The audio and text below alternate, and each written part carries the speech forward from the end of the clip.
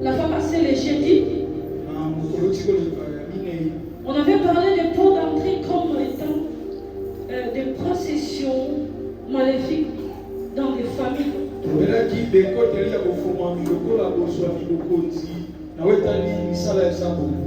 Et souvent nous avons insisté sur des petites choses que nous négligeons. Et c'est ces choses qui nous détruisent. Ces choses qui font en sorte que Satan vient dans nos vies. Qu'il installe, qu'il envahisse notre vie et nous détruit. Souvent des comportements qui se passent, des comportements de chaque jour. Nos pensées, nos comportements, nos caractères de chaque jour. Pour nous, c'est devenu comme une habitude. Et pour nous, souvent, on est là, on est en train de justifier ces erreurs.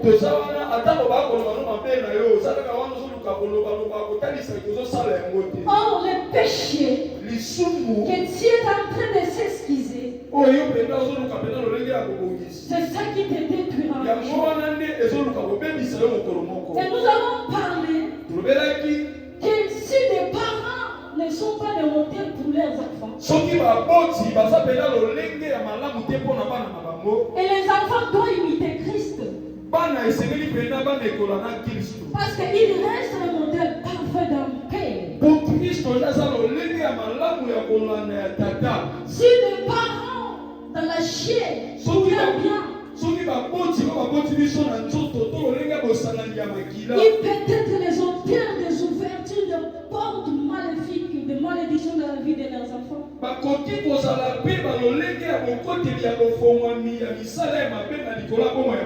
Mais regarde Christ, lui qui est redevable la personne, il est venu, il s'est donné pour le bien de tout le monde. Pour ouvrir une autre porte de bonheur, de bénédiction. Et alors,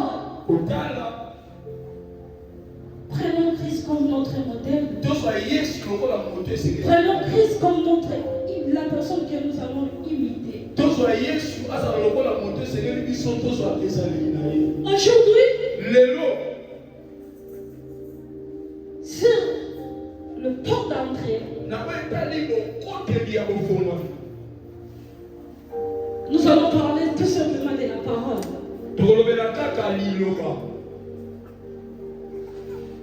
La parole. Il y a des paroles qui ouvrent des portes de malédiction dans la vie des gens. Mais il y a des paroles qui donnent vie. Il y a des paroles qui donnent des vrais accès. Prenons nos livres. Dans Luc chapitre 5, les versets 1 à 6. Luc chapitre 5, verset 1 à 6.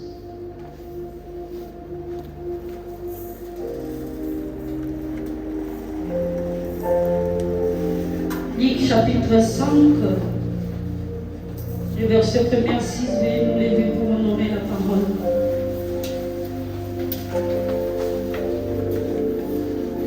Comme Jésus s'est trouvé auprès du lac de Génézareth et que la foule se pressait autour de lui pour attendre la parole de Dieu, il vit au bord du lac des barques d'où les pécheurs étaient descendus pour laver leurs filets. Il monta dans l'une de ces barques qui était à Simon. Et il le pria de s'éloigner un peu de la terre. Puis il s'assit. De là-bas, il enseignait la foule. Lorsqu'il y cessait de parler, il dit à Simon, avance en plein eau et jette jeté vos filets pour pêcher. Simon lui répondit, Maître, nous avons travaillé toute la nuit sans rien prendre. Mais sur ta parole, je jetterai le filet. Ayant jeté, il prit une grande quantité de poissons et leurs filets se rompaient. Parole du Seigneur.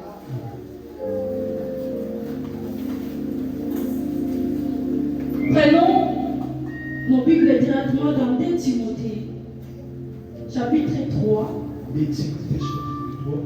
les versets 1er à 5.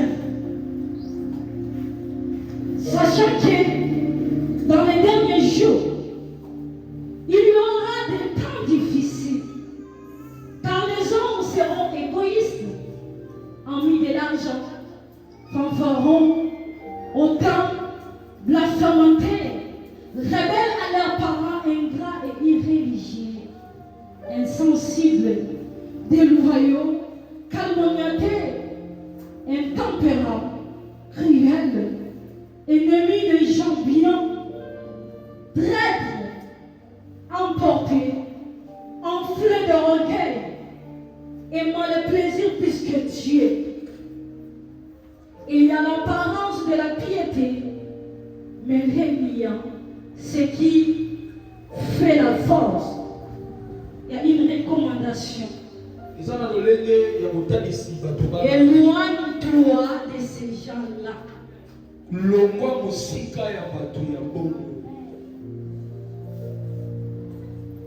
Donc, dans le livre de 2 Timothée que nous venons de lire,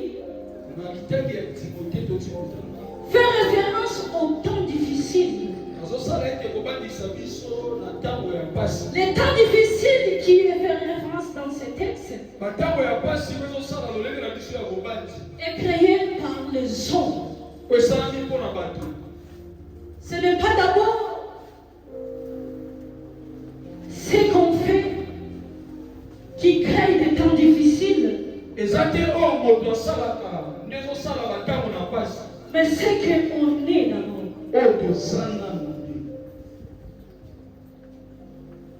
La Bible dit il y a des gens qui provoquent des temps difficiles. Une fois que tu les identifies, la Bible nous dit retire-toi d'eux, éloigne-toi de ces personnes.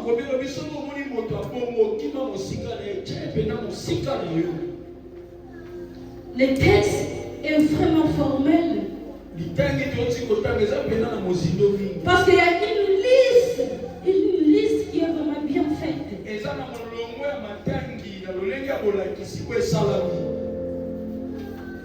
Tout ce que la Bible fait référence. Fait référence au cœur. Il fait référence à l'esprit et à la mentalité.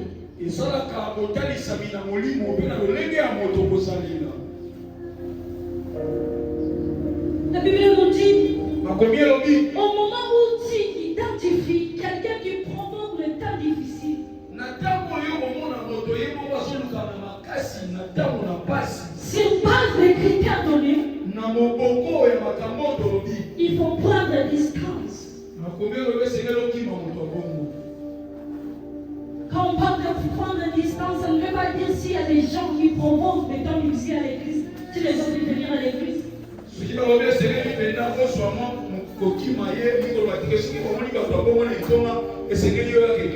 Ou bien si ces gens-là sont au travail, que tu ne dois plus aller au travail, ou dans la famille.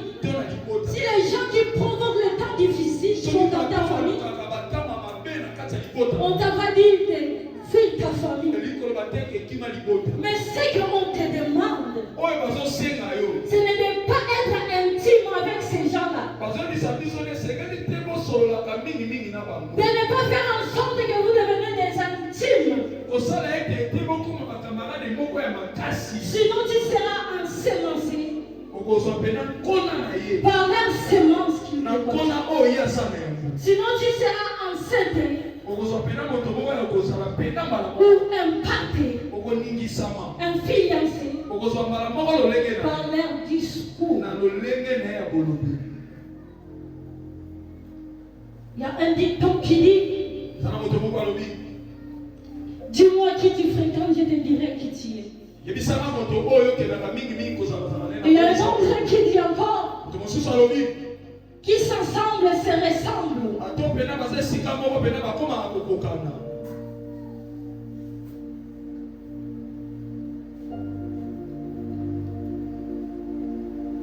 Dès que,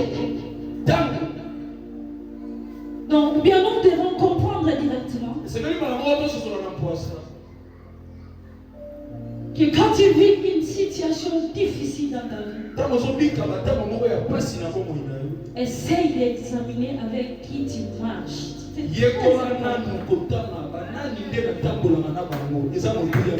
rien ne semble aller dans ta vie, quand il y a que des blocages, des freinages, des plans, la tristesse de ta vie, essaye un peu de comprendre qui sont tout autour de toi, avec qui tu parles, avec qui tu partages tes problèmes, tes secrets,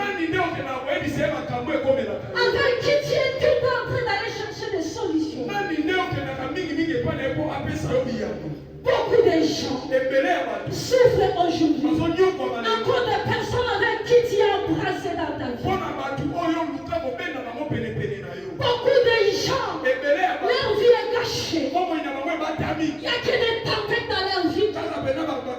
Il n'y a que des temps difficiles. Parce qu'il est toujours avec les critères des gens que la Bible vient de nous parler. Quand tu es accompagné de ces gens de personnes, tu ouvres le port de malheur dans ta vie. Tu détruis ta vie sans le savoir. Ces gens-là viennent pour ouvrir des portes dans ta vie. Écoute, les personnes qui ont embarqué avec jeunesse dans leur embarquement, ils ont perdu toute la cargaison. S'ils avaient commencé par identifier la personne qui était jeune, ils n'allaient pas tout perdre. Mais beaucoup de personnes aujourd'hui sont en train de tout perdre à cause des personnes qui sont autour de toi.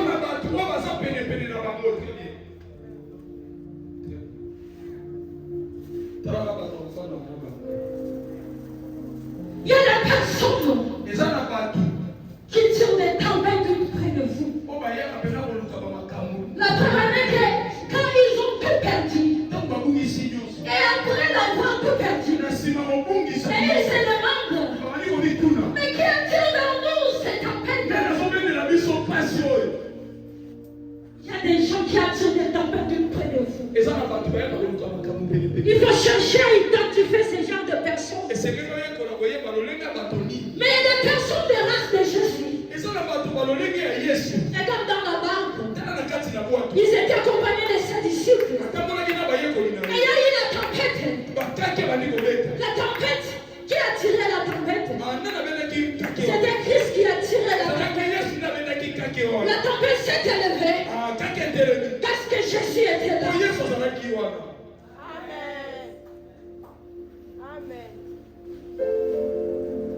La tempête qui s'est élevée près de Jésus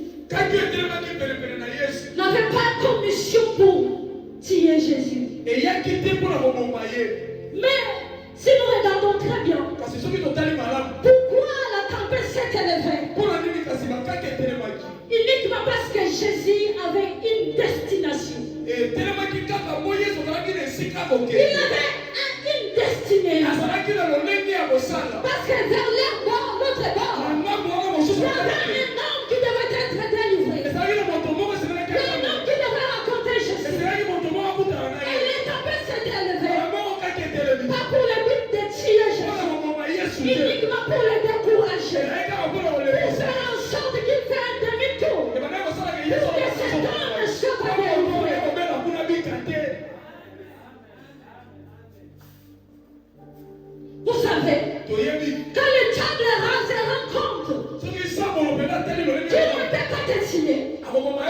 Il essaie de te distraire.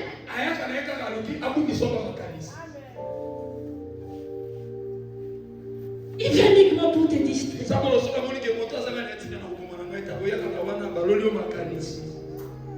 Et alors, aujourd'hui, j'aimerais te dire, ne te laisse pas distraire par les mauvaises personnes. Parce que le temps où tu es en train de te laisser distraire, tu perds du temps. Tu perds ton temps. Tu as une destinée. Tu as quelque chose à accomplir sur la terre. Alors le temps que tu passes ton temps à être distrait par le diable, par ces personnes méchantes, mauvaises, tu perds ton temps. Tu risques d'en train de passer à côté de ta destinée. Écoute, il y a des combats, il y a des guerres dans la vie, il y a des provocations qui ne valent même pas la peine que tu puisses répondre. Amen. Ce n'est pas important. Si une personne pense mal de toi, ou s'il ne trouve pas ta valeur, alors pourquoi tu dois passer ton temps sur une personne? Écoute, Eliab, il vient auprès de David. Il dit à David, avertis, tu as laissé ce près de bébé dans le désert. Je connais la malice de ton cœur.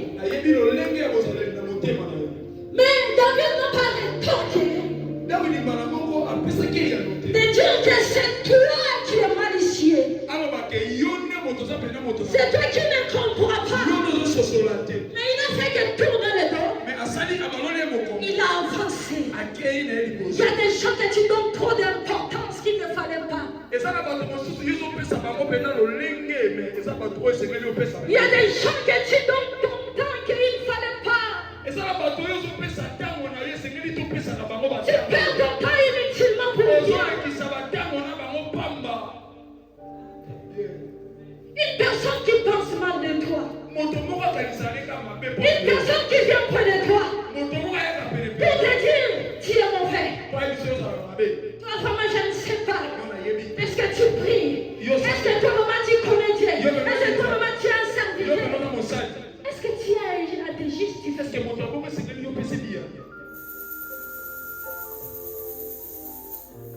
Est-ce que tu as vraiment le temps de te justifier? Il y a des provocations. Il demande l'essence. Au lieu de répondre, garde silence.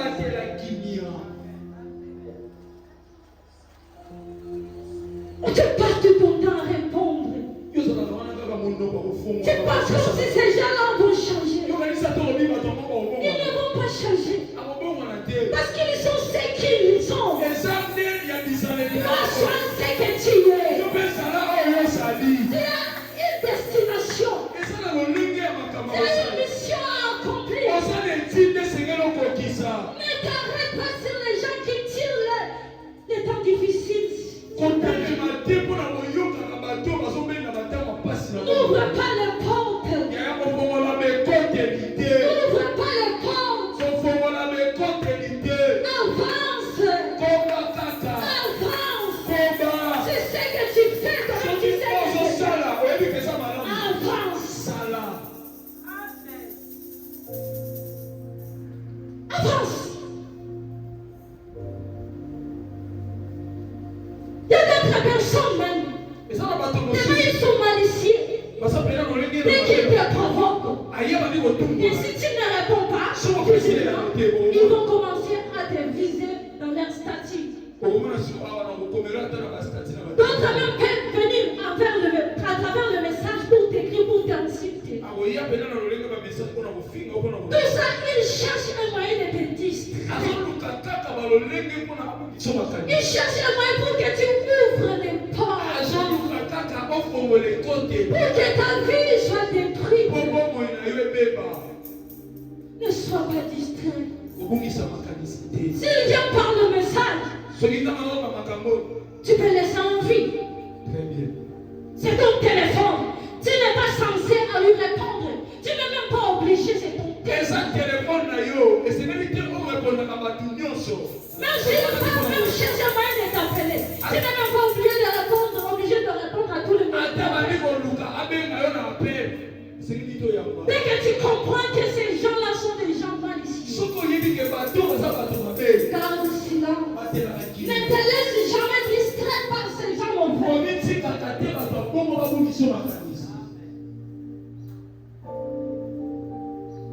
Il y a aussi beaucoup de personnes qui ont quitté ta vie. Ils ont eux-mêmes décidé de ne plus te parler. Mais c'est même genre de personnes, en cachette, ils te suivent. Ils sont là à contrôler ta vie. Qu'est-ce que tu as porté? Qu'est-ce que tu as mangé? Qu'est-ce que tu es devenu? Qu'est-ce que tu vas faire? Mais ils pensaient comme s'ils étaient les dieux sur ta vie. Ils pensaient comme si s'ils ne te parlaient plus, tu ne vas plus vivre. Mais ils sont partis, mais tu vis. Tu respires. Ils sont pensés comme s'ils étaient des dieux dans ta vie. Mais il suffit que tu respires. Il n'y a pas d'air. Ils ne sont pas là que tu bois. Ils n'arrêtent pas la nourriture chaque jour.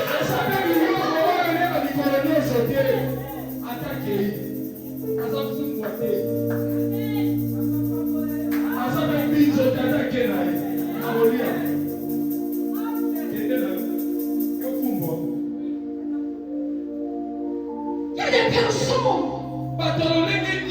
qui croient comme s'ils sont devenus des dieux dans la vie d'un autre personne. Je connais la place d'un homme dans la vie d'un homme. L'homme n'est qu'un homme. Derrière l'homme, il y a Dieu. Derrière toi, il y a Dieu. Derrière un DG, il y a Dieu. Derrière un chef, il y a Dieu. Derrière une personne, il y a Dieu. Derrière la victoire, il y a Dieu. Derrière l'élévation, il y a Dieu. Derrière l'intégrité, il y a Dieu. Derrière la vie, il y a Dieu. Si tu te réveilles, c'est pas grâce à l'homme. Si tu t'endors, c'est grâce à Dieu. Si tu te réveilles, c'est grâce à Dieu. Si tu peux respirer, c'est grâce à Dieu. Si tu peux faire quelque chose, c'est grâce à Dieu.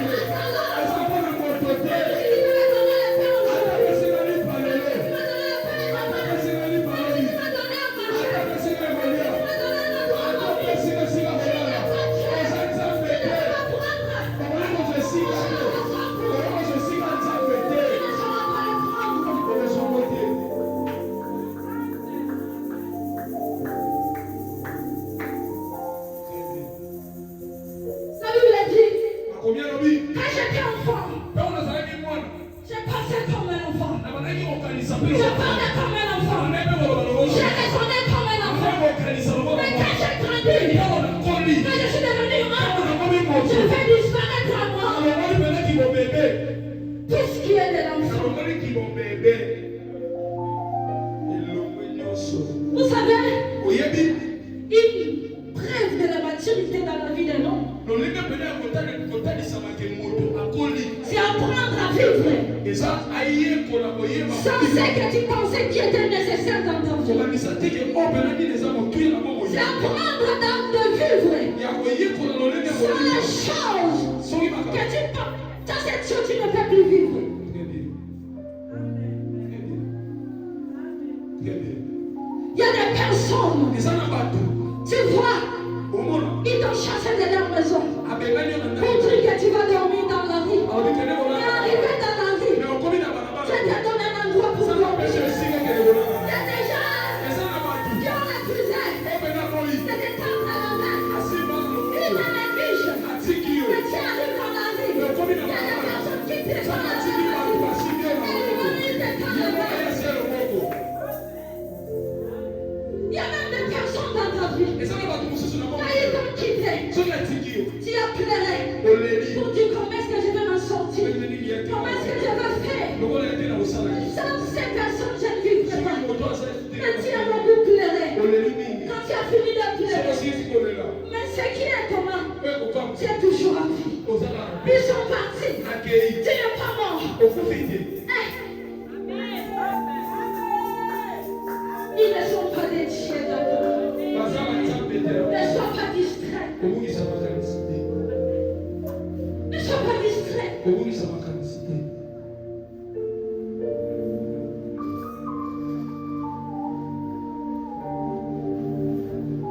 Ils t'ont abandonné. Et quoi? Ça fait quoi? Est-ce que Dieu t'a abandonné?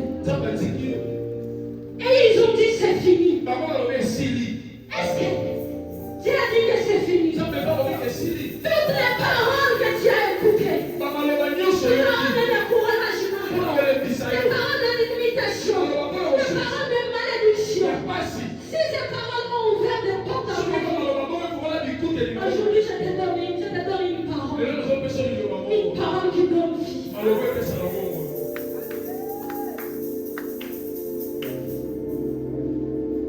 S'il y a des paroles qui t'ont découragé, s'il y a des paroles qui ont fait en sorte que tu sois distrait, aujourd'hui je te donne une parole.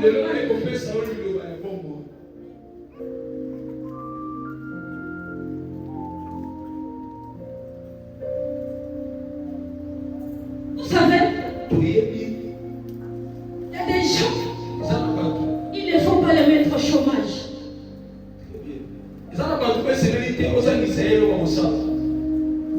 Parce qu'il y a des gens, et ils travaillent parce que ils travaillent parce qu'ils veulent te critiquer. Ils travaillent parce qu'ils doivent se moquer de toi. Ils travaillent parce qu'ils vont aller cacher ton moyen. Ils attendent seulement que tu viennes laver ton nom. Ne va pas laver ton nom. Il y a une parole qui lavera ton nom.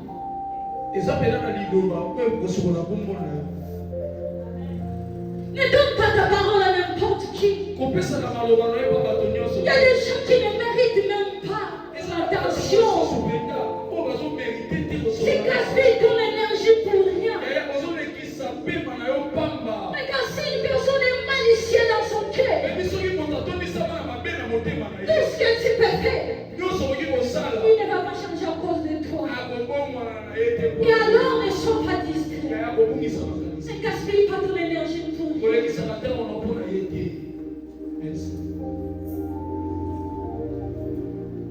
Il y a ce genre de personnes. Il faut seulement que tu travailles pour qu'eux aussi puissent travailler.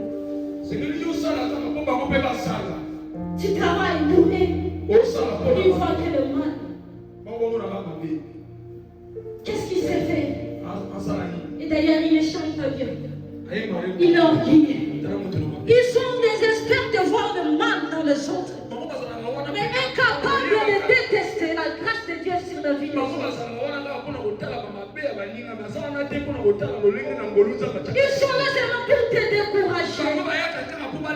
Ils relèvent dans ta vie une tempête pour que quand tu es blessé, tu puisses abandonner à travailler. Si tu travailles pour Dieu, n'abandonne pas travail. Ne les permets pas d'aller au chômage. Ils doivent travailler toute leur vie.